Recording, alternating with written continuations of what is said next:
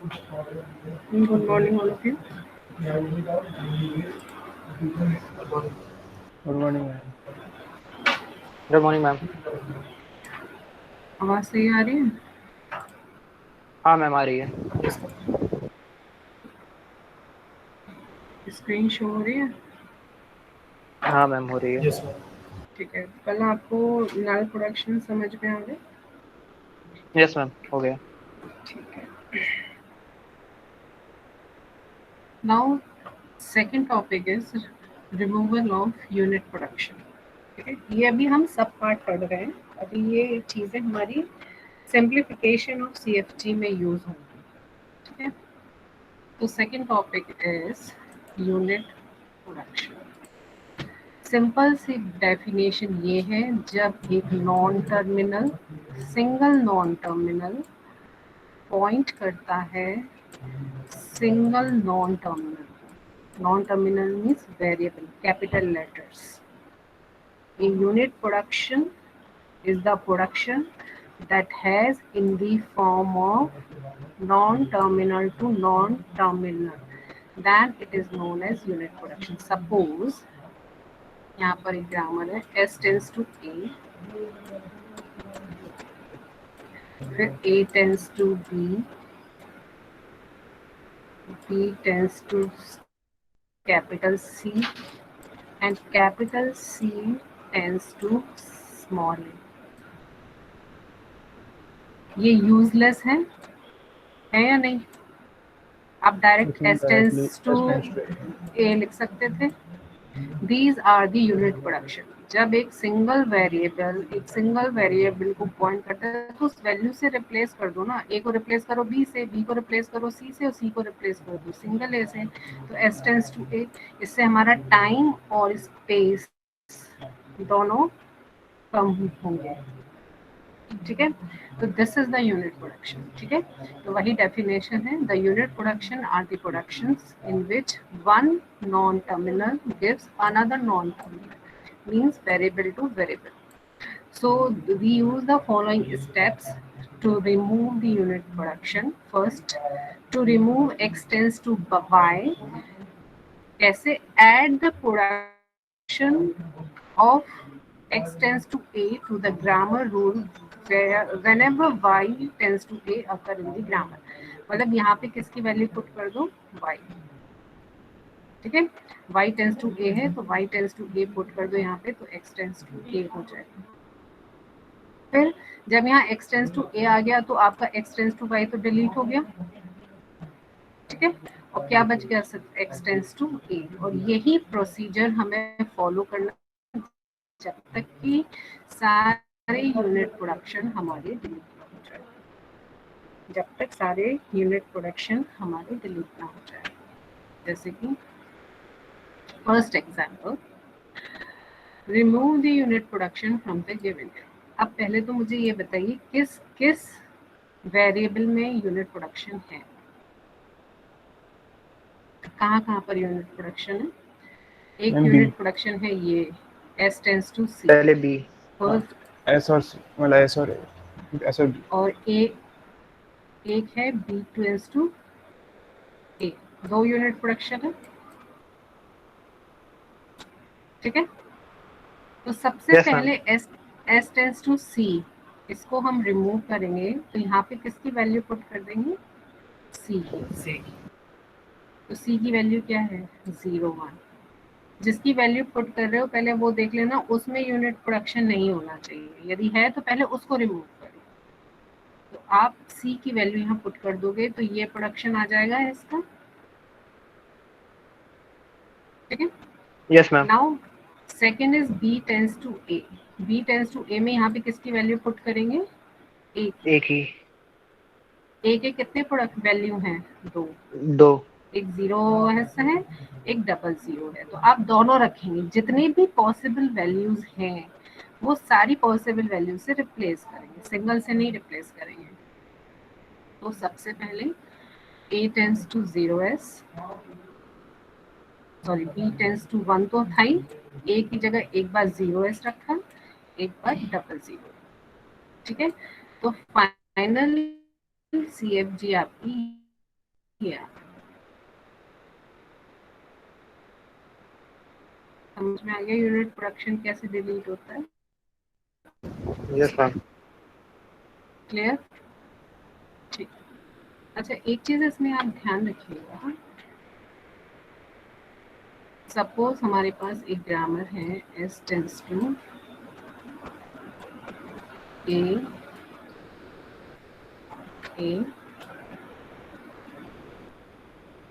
और B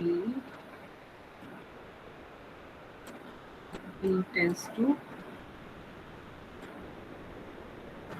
A और नल और B टेंस टू। सपोज ये ग्रामर, ठीक है। अब देखिए यहाँ पे यूनिट प्रोडक्शन है ना, लेकिन यहाँ पे पहले क्या है, नल प्रोडक्शन भी है। तो यूनिट प्रोडक्शन रिमूव करने से पहले आपको क्या रिमूव करना है, नल प्रोडक्शन। ये स्टेप्स होती है। सबसे पहले नल प्रोडक्शन रिमूव होता है, उसके बाद यूनिट प्रोडक्शन रिमूव होगा।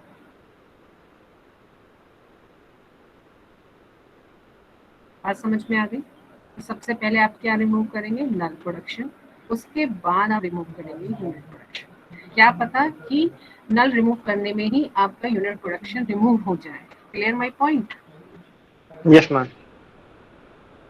देखिए, यदि आप इसका नल प्रोडक्शन रिमूव करते हैं तो क्या आएगा, S टेंस टू, बोलो, ए बी पहले लिख देंगे पूरा। B लिखने की जरूरत इसलिए नहीं है क्योंकि B टेंस टू क्या नल। है, नल। तो B लिखने की जरूरत पड़ेगी। No ma'am. बताओ फिर क्या लिखें यहाँ पे, नल। ए मैम, ए नहीं आएगा। पहले मैं B की जगह नल पुट कर रही हूँ, ठीक है। Okay okay. ठीक है, अब A टेंस टू A है, अब A टेंस टू हम नल पुट करेंगे तो क्या आएगा, S tends to A, small A. ठीक है, यही आएगा। Yes ma'am. अब क्या है, यहाँ यूनिट प्रोडक्शन है, No ma'am. ठीक है, लेकिन नल प्रोडक्शन है, लेकिन ये नल प्रोडक्शन नहीं माना जाएगा क्योंकि ये क्या है, इनिशियल स्टेट ही आपकी फाइनल स्टेट है। समझ में आ गए? Yes ma'am. तो इसको नहीं रिमूव करते हैं, ठीक है।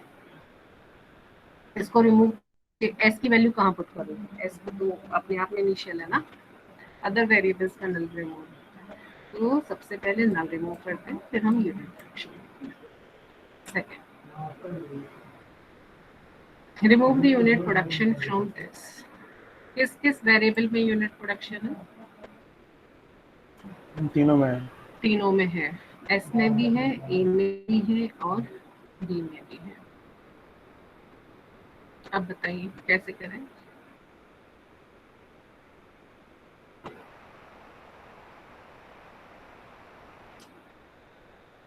देखिए, यहाँ पे पहले ए की वैल्यू पुट करते हैं, ठीक है, बी में ए की वैल्यू क्या लिखें, B tends to small B slash capital B plus slash A. B tends to B, it is a trivial, meaningless। कोई अपने आप को ही पॉइंट कर रहा है, ये तो गलत है ना। कोई दूसरे को पॉइंट करे तो समझ में आता है, तो इसका कोई मीनिंग नहीं है। जब सेल्फ सेल्फ को पॉइंट करे तो कोई प्रॉब्लम ही नहीं है, ये तो ट्रेडिशन ही है ना। तो इसको हम वैसे ही कट कर देते हैं। बात समझ में आ गई? Yes ma'am. कोई कोई डिफरेंट वेरिएबल होना चाहिए। Self B tends to B, it is meaningless. कोई मतलब नहीं है बी कोई पॉइंट कर रहा है तो बी ए, यदि आप बी को रिप्लेस करोगे तो फिर से बी ए से ही तो रिप्लेस करोगे, तो वही चीज बढ़ती जाएगी। तो ये आपका एज इट इज डिलीट हो गया। अब बी की वैल्यू क्या बची, स्मॉल बी और स्मॉल ए। अब ए के रिमूव कर दो, स्मॉल बी, बी की वैल्यू क्या पुट करेंगे, बी और ए। तो बी ऑलरेडी है, बी ऑलरेडी है, Yes. एक ही बार खाली लिखेंगे A।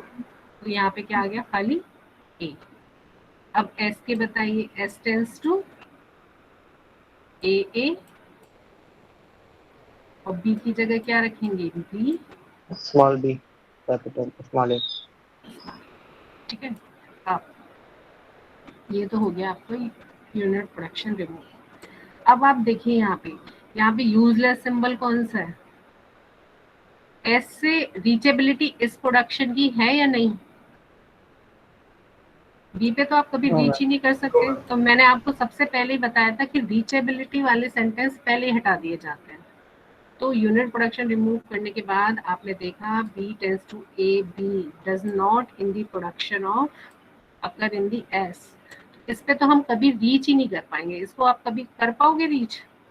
आप No, ma'am. ऐसे इसमें जा पाओगे और यहाँ से ए पे जा पाओगे, और ए से बी नहीं है तो हम इसको कभी रीच नहीं कर पाए। तो इसको तो एज इट इज डिलीट कर दो, ठीक है। तो फाइनल ग्रामर आपकी क्या हो गई? सेकंड मतलब ये दूसरे टाइप का एग्जाम्पल है जिसमें मैंने आपको ये भी बता दिया है कि नॉन रीचेबल यदि प्रोडक्शन कोई आ गया है तो उसको एज इट इज डिलीट कर दो। उसको हम पहले नहीं डिलीट कर सकते थे क्योंकि पहले रीचेबिलिटी थी, लेकिन यूनिट प्रोडक्शन रिमूव करने के बाद रीचेबिलिटी हट गई। समझ में आ गई?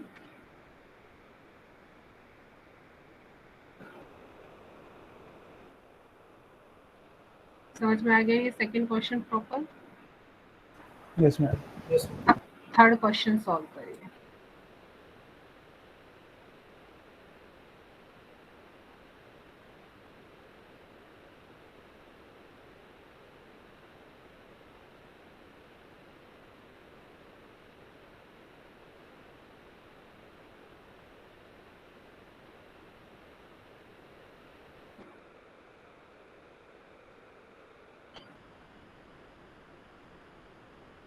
यूनिट प्रोडक्शन तीनों में है, ठीक है। एस में भी है, Yes, ma'am. बी में भी है और ए में भी है। हो गया मैम। सबसे पहले ए को रिप्लेस करें। yes, ma'am. Yes, B ma'am. में से ए को कर दी।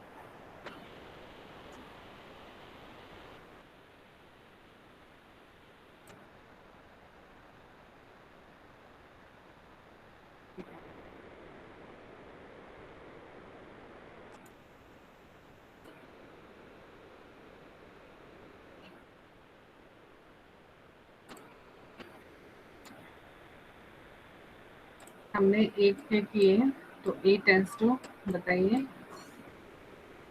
A, B, B, C, B के बताइए A, A, B, B. B. अब इस A tends to A meaningless है, इसको ऐसे ही हटा दिया, ठीक है। सेल्फ का सेल्फ से आ गया, कोई मतलब नहीं है, हट गया, यानी कि ए से यूनिट प्रोडक्शन हट गया। अब बी से बताइए A, A, A, B C और B, C, B, B. Very S में ए, ए, बी सी, बी बी और खाली सी। very। समझ में आ गया ये आपको? Yes, ma'am. तो ये आपका फाइनल आंसर ये आ गया, ठीक है।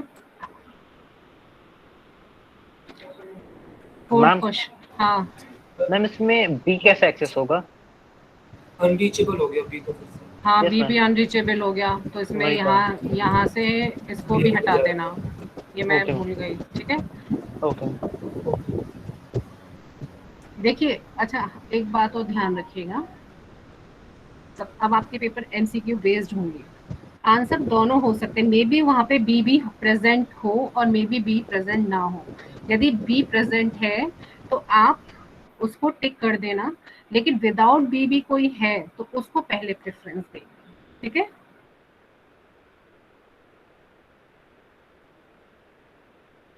Getting my point? Yes, ma'am. yes, ma'am. क्योंकि उसने बोला है यूनिट प्रोडक्शन रिमूव करिए, शायद वो सिर्फ और सिर्फ यूनिट प्रोडक्शन रिमूव करने के लिए ये आंसर दिख रहा हो। ये तो एक एक्स्ट्रा स्टेप है क्योंकि हम 1 2 3 करके चलते हैं ना, तो ये दोनों पॉसिबिलिटी है, तो ये आपको ऑप्शंस देख के डिसाइड करना है, ठीक है। मे बी बी प्रेजेंट हो, मे बी बी प्रेजेंट ना हो। Fourth question,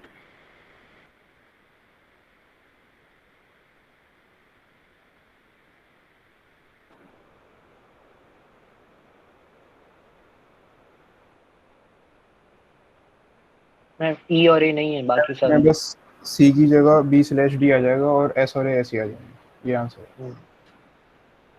S tends to AC, AC, A tends to A, A tends to A, and C tends to B and D, small b। बाकी सब आपके useless variable है, ठीक है।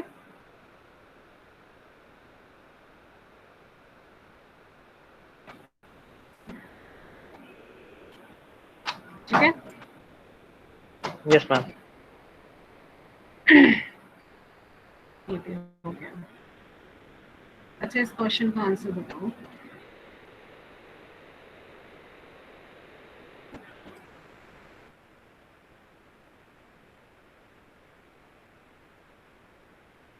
S tends to capital A, A, B. A tends to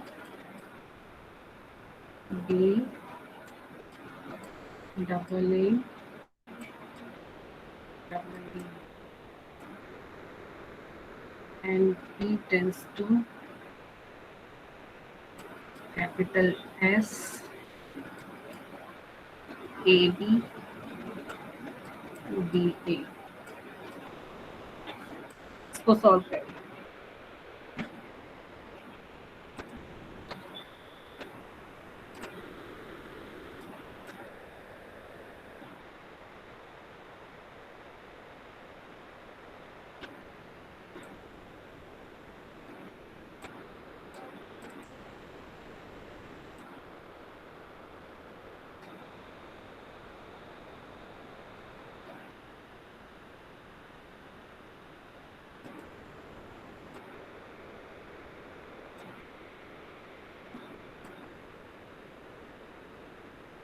क्या करें करें, कहीं पे सेल्फ इसमें तो A की सेल्फ ले प्रोडक्शन आओ। आएगा, S का प्रोडक्शन आएगा लास्ट में से। क्या आंसर होगा? S tends to S A B, S tends to S A होगा, A B A, A A B A, B, B A B B, A और A B A A B B. और S। S tends to S का S की मतलब जरूरत नहीं नहीं है। है, एस एस में जरूरत नहीं पड़ेगी क्योंकि Yes। हाँ। लेकिन आपको क्या ध्यान रखना है, मे बी एग्जाम में सिंगल प्रोडक्शन हो, मे बी यही सेम प्रोडक्शन ए आएंगे और यही सेम प्रोडक्शन बी के आएंगे, ठीक है, सेम ही आएंगे, ए के भी और बी के भी। तो मे ओके बी मैम। आपके पास ये आंसर हो, क्योंकि सिर्फ वो बात कर रहा है यूज। ये एक्स्ट्रा स्टेप मैं आपको बता रही हूँ, रिमूवल ऑफ ये वाला जो हमने सबसे कल पढ़ा था, ये वाला, ये क्योंकि मैं तो सिंप्लीफिकेशन बता रही हूँ ना, तो मैं तो सारी चीजें बता रही हूँ। तो ये जरूरी नहीं है कि आपको अप्लाई करना है, it depends totally on the options. समझ गए ना ये बात? तो कंफ्यूज मत होना, ठीक है। मैम जो एस टेंड्स टू जो कुछ रिजल्ट है वो ए बी में भी सेम ही होगा? हाँ सेम आ रहा है, ओके। बिल्कुल सेम।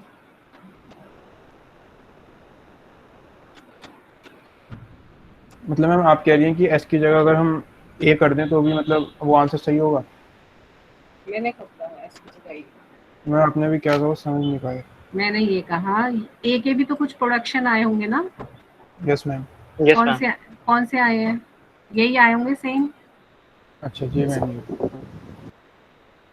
सेम प्रोडक्शन आएंगे। करो, सॉल्व करो पूरा। यस मैम, यस सेम आ रहा यस मैम वही आए हैं। और बी के भी वही सेम आ रहे हैं, तो मे बी आपके ऑप्शन में ऐसे भी तीनों हो, क्योंकि ये तो मैं एक्स्ट्रा बता रही हूँ ना, यूजलेस सिंबल्स को रिमूव करना। है। यस मैम समझ गए। यदि यूनिट प्रोडक्शन आप रिमूव करोगे तो तीनों आएंगे ना प्रेजेंट। तो जब आप इसके सेकंड यूजलेस सिंबल्स को आप रिमूव करोगे तब जाके एक प्रोडक्शन बचेगा। आप समझ में आ गई मेरी बात? Yes ma'am. तो मे बी आपके ऑप्शन में जब एग्जाम होगा तो तीनों प्रेजेंट हो, तो इसमें कंफ्यूज मत होना। आप सिंगल एस वाला आंसर मत ढूंढना, क्या पता उन्होंने यूजलेस सिंबल्स को रिमूव ना किया हो। ठीक है, ओके मैम। एक लास्ट क्वेश्चन यही same, S dash tends to S, S का ये प्रोडक्शन, ए के ये प्रोडक्शन, बी के ये प्रोडक्शन। अब मैंने यहाँ पे क्या बताया, एस टेंस टू एस, ये तो मीनिंगलेस है, एज इट इज डिलीट कर दिया। अब एस में तो कोई यूनिट प्रोडक्शन बचा नहीं, यानी एस टेंस टू एस को एज इट इज रिलेट कर दिया, तो यही तो हुआ सेम। ठीक है, तो ये वैल्यू हमने यहाँ पुट कर दी एस पे, तो एस डैश और एस के सेम प्रोडक्शन आ गए। Yes ma'am. ए में एस की वैल्यू पुट की और बी की वैल्यू पुट की, तो बी पुट किया, बी का बी, और एस के चारों प्रोडक्शन पुट कर दिए, and B tends to B. क्या यहाँ पे कोई यूजलेस सिंबल है?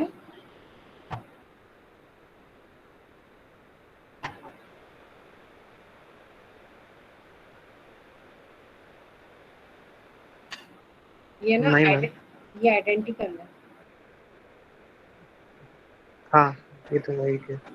ठीक है, मे भी इसको सिंगल लिख के आ जाए, आइडेंटिकल को तो कोई मतलब नहीं है ना डबल डबल लिखने का।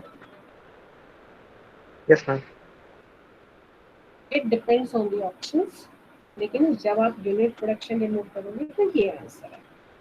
ठीक है, यदि आइडेंटिकल को रिमूव कर दिया जाए, या तो एस डैश, तो कौन सा छोड़ेंगे, सिर्फ एस डैश को डिलीट करेंगे। एस को क्यों नहीं डिलीट कर सकते, क्योंकि एस में ही एस कॉल हो रहा है, एस डैश कॉल नहीं हो रहा है, तो एस डैश की कोई वैल्यू नहीं है।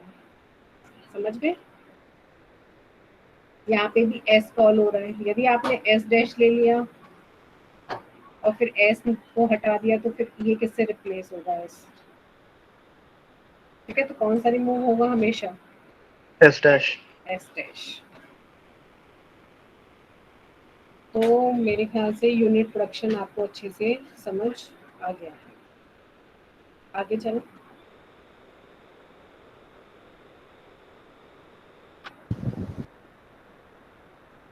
now come to the point, construction of the reduced grammar,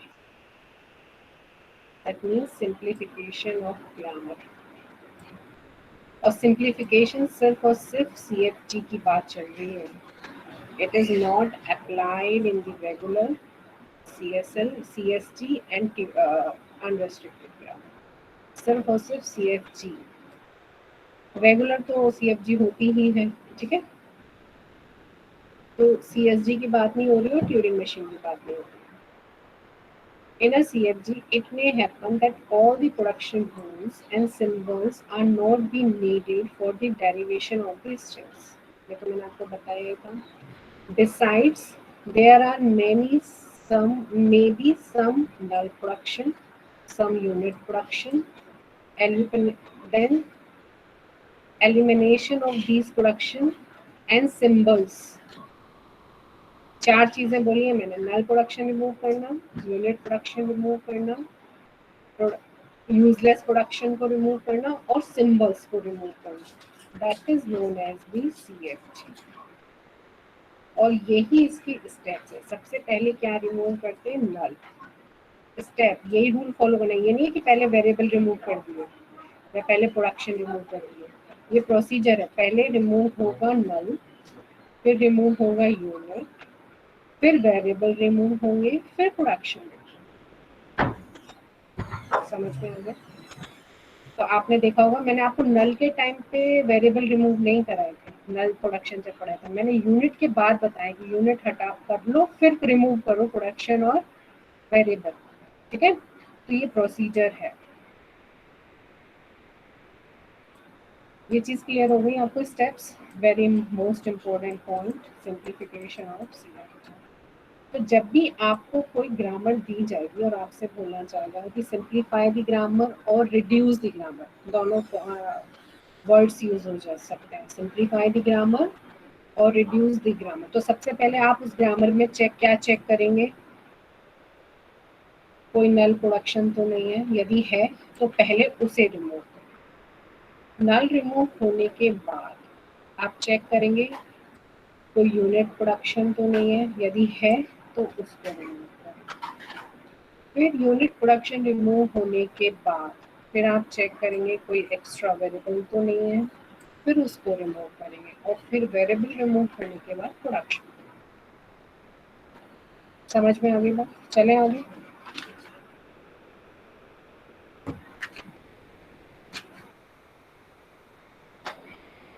आगे मूव करें। Yes ma'am. Yes ma'am. Now तो ये 2 पॉइंट तो मैंने पढ़ा दिया आपको, फर्स्ट है, सेकंड। अब मैं आती हूँ थर्ड पॉइंट। रूल क्या है? Reduction of variable. फर्स्ट 2 हम डिस्कस कर चुके हैं। नाउ इसको बहुत ध्यान से देखना। एक बार समझ में आ गया तो कर लोगे, नहीं समझ में आया तो बिल्कुल नहीं कर पाओगे। Reduction of variable, derivation of equivalent grammar G dash from the G. G dash कौन सी ग्रामर होगी? जो रिड्यूस्ड होगी, और जी वो ग्रामर है जो ओरिजिनल ग्रामर है। Include that each variable denotes from terminal string. क्या प्रोसीजर है? स्टेप 1, सबसे पहले वो वेरिएबल ले लो जो डायरेक्ट टर्मिनल जनरेट कर रहे हैं। डायरेक्ट क्या जनरेट कर रहे हैं? टर्मिनल। उनके साथ कोई वेरिएबल ना हो, जैसे कोई ग्रामर है s tends to a b, a tends to a, a b, and b tends to b double b। तो स्टेप 1 में कौन से वेरिएबल आएंगे? W1 में कौन से वेरिएबल आएंगे बताओ? A and B. A and B. A and B, जो डायरेक्ट क्या जनरेट कर रहे हैं? टर्मिनल। और इनके यदि यहाँ पे सपोज ये है, सपोज यहाँ पे बी ए है, तब भी ए में टर्मिनल है तो सिर्फ ये वाला लेंगे। आप ये मान के चलिए, आप टिक कर लेना कि हमने ये और ये पुट किया है, ऐसा नहीं है इसे छोड़ दो, टर्मिनल भी तो जनरेट कर ही रहा है ना। तो ए और एक बी, ठीक है। देन W2, ये तो हो गया आपका W1। W2 क्या इसे कैलकुलेट करेंगे? That include all the symbols. इसका मतलब फॉर्मूला है WI+1 इक्वल्स टू W1, वो तो आएगा ही आएगा, W1 यूनियन वो वेरिएबल जिसके राइट साइड में ये सिंबल हो, जिसके राइट साइड में ये सिंबल हो, या इन सिंबल के साथ कोई टर्मिनल हो, या ये आपस में दोनों हो, कोई एक्स्ट्रा सिंबल ना हो। तो एस एक ऐसा वेरिएबल है जिसके पास ए और बी है राइट साइड में, है ना।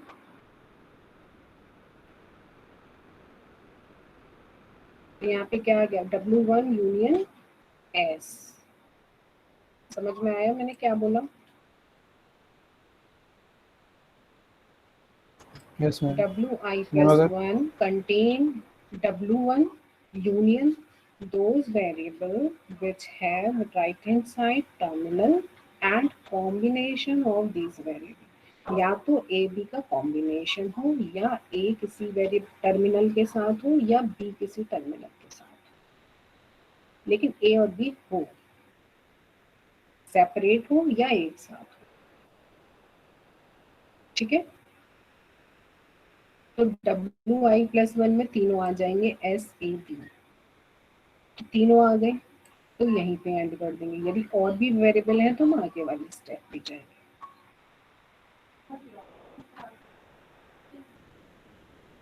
ठीक है। चलो इसी स्टेप को हम एक क्वेश्चन के थ्रू समझ लेते हैं। जैसे यहाँ पे मैंने बताया है कि हमारे पास सपोज ये ग्रामर है और हमें जी डैश कैलकुलेट करना है, तो क्या क्या चेंज होगा? वेरिएबल चेंज होंगे, प्रोडक्शन चेंज होंगे। कैसे चेंज होंगे? W1 में हम वो वेरिएबल लेंगे जो किसी स्ट्रिंग को डिराइव करते हो। स्ट्रिंग क्या होती है? Collection of terminal. Non terminal तो होते नहीं है ना स्ट्रिंग में। देखो W belongs to sigma star, और सिग्मा स्टार में हमेशा क्या होता है? इनपुट। ठीक है, यदि W नहीं है, कोई भी टर्मिनल नहीं है, तो यहाँ पे क्या आ जाएगा? फाइल। दैट मीन्स कोई लैंग्वेज ही जनरेट नहीं हो रही है, टर्मिनल होने जरूरी है। नहीं हो रहा है तो यही एंड हो जाएगा और बता देगा कि ये ग्रामर ठीक नहीं है, क्योंकि वो कभी एंड ही नहीं होगी यदि टर्मिनल नहीं है। फिर WI+1 कैसे निकालेंगे?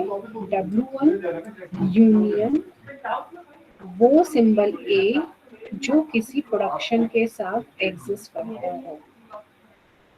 ठीक है, A belongs to W1 where exists some production of A tends to N।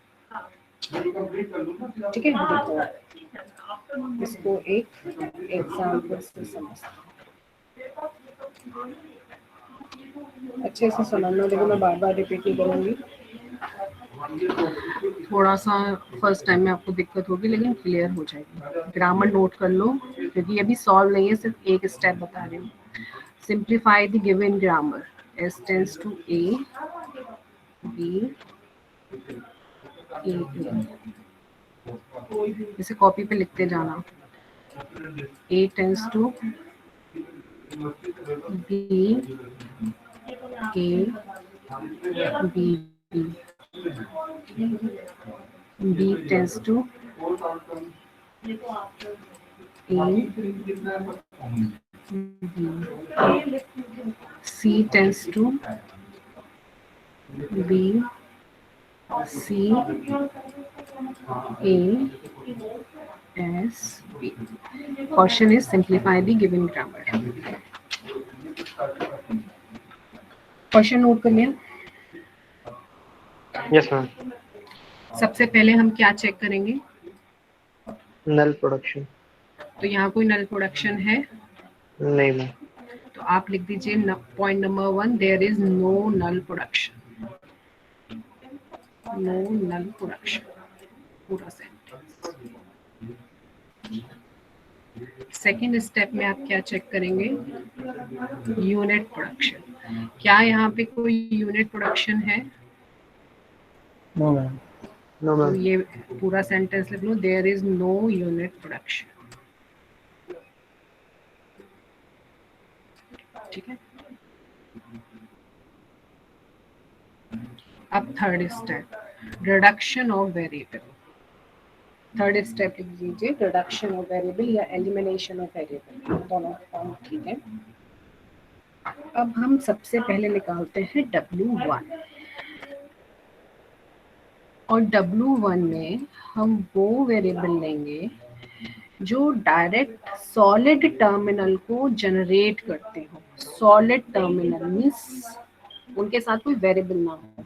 तो वो सिंबल कौन कौन से हैं ग्रामर में आप देख के बताइए। SAB। एस के कौन कौन से हैं? A और B। तो वो टिक कर लो। हमने क्या क्या पिक किया है? एस लिया है, ये ए का कौन सा लिया है? तीनों ए, ए डबल पी, और बी के भी आपने दोनों लिए हैं। टिक कर लो, ये टिक बहुत इंपॉर्टेंट है। ये टिक ही आपको बताएंगे, जहां टिक नहीं होगा वो रिमूव होगा, तो tick is very important. W1 clear हो गया आपको सबको? सी Yes, इसलिए नहीं है क्योंकि सी में वेरिएबल के साथ है टर्मिनल, डायरेक्ट नहीं है।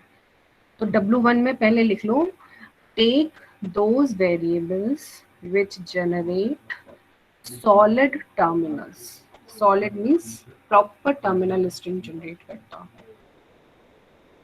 ठीक है, अब W2। W2 is W1 union, ये तो आएंगे ही आएंगे, SAB, दोज वेरिएबल्स, लिख देती हूँ, those variables which have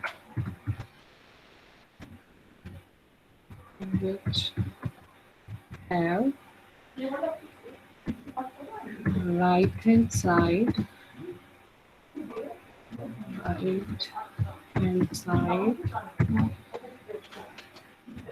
terminal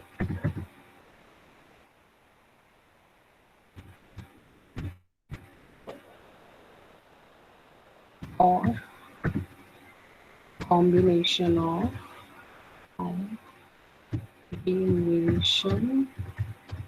of variable that are in W1। W1 के साथ यदि कोई टर्मिनल है या W1 का ही कोई कॉम्बिनेशन है वो वेरिएबल लेने हैं। ठीक है, तो मैं इसमें सी और आ जाएगा फिर। एक मिनट, W2 पहले तो लिख लो। W1 क्या है? S है, A है, B है, फिर ले लो यूनियन। क्या क्या आएगा बताइए? SAB कहाँ? एस आएगा और देखो सी आएगा। ये तो आएगा नहीं, है ना? ये आएगा AA, यस मैम। ये भी आ गया, तो यहाँ पे एक S आ गया। और C का कौन सा आएगा? ASB। ये नहीं आएगा क्योंकि B के साथ C है और C हमारा W1 में नहीं है। तो S और C टिक कर लिया, तो इसका फाइनल क्या आ गया? S A B C, यानी कि कोई भी वेरिएबल हमारा रिड्यूस नहीं हुआ है। सारे ही आ गए ना? Yes ma'am.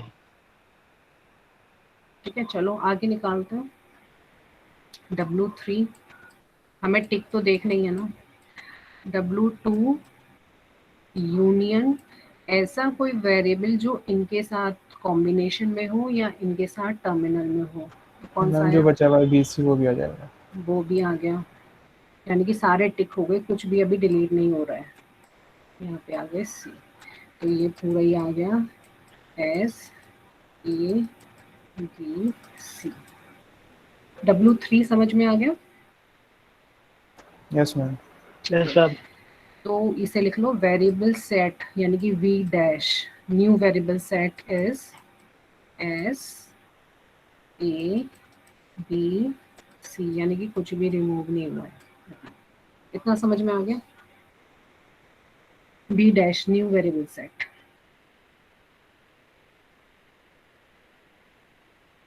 अब हम अपनी पीपीटी पे वापस आ रहे हैं। तो रिडक्शन ऑफ वेरिएबल समझ में आ गया?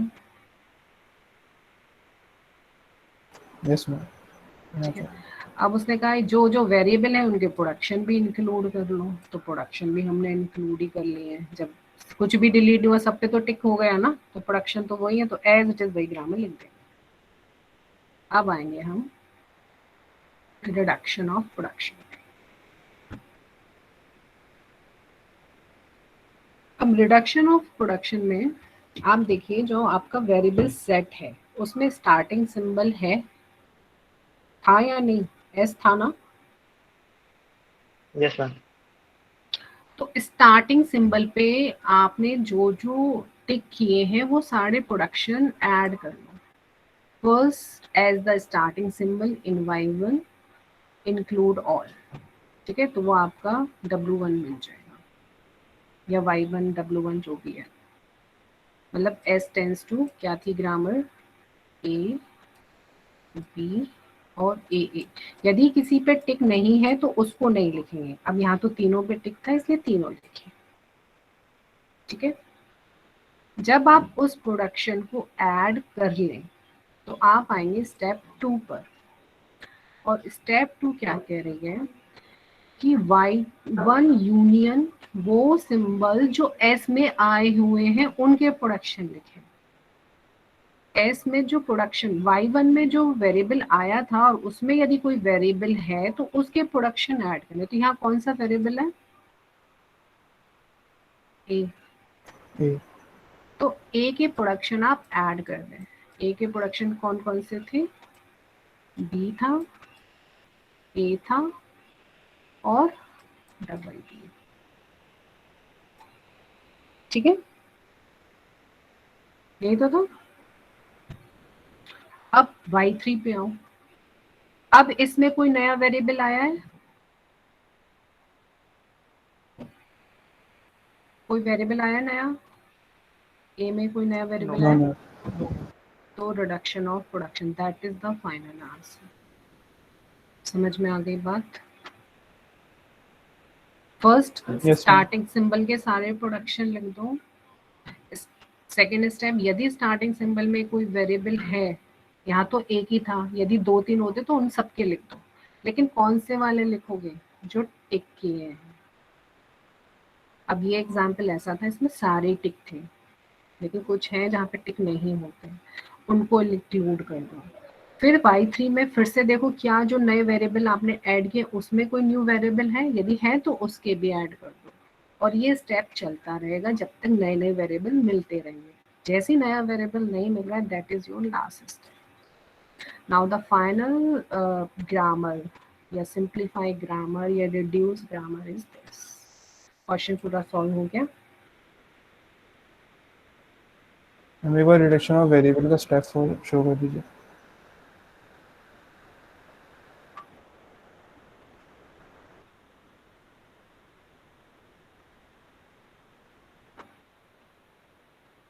ये मैम उसमें जो पीपीटी में जो स्टेप्स हैं मैम, स्टेप 4 मिस हो गया। ये यस मैम, सही है मैम। ठीक है, तो ये हो गया रिडक्शन ऑफ प्रोडक्शन। तो यहाँ पे मैंने आपको फिर से वही चीज़ बताई है। रिडक्शन ऑफ प्रोडक्शन में क्या बोला है? स्टार्टिंग सिंबल का प्रोडक्शन ऐड करो। जब स्टार्टिंग का ऐड कर लो तो स्टार्टिंग का तो लो ही लो, अब यदि स्टार्टिंग में यदि कोई नया वेरिएबल आया है तो उसके प्रोडक्शन ऐड कर लो। अब फाइनल आपकी रिड्यूस ग्रामर क्या हो गई? वेरिएबल कौन से हो गए? जो अब नए वेरिएबल सेट फिर से बन गए, जो इस प्रोडक्शन में सिर्फ एस यूज हुआ है और एक ए आया था, तो फाइनल हमारा एस ए आ गया। That is your reduce grammar. समझ में आ गया? अभी तो एक ही एग्जाम्पल किया है हमने, वो क्लियर हो गया सबको? Yes ma'am. ठीक है, नेक्स्ट एग्जाम्पल हम थोड़ा लॉन्ग प्रोसेस है, नेक्स्ट क्लास में करें।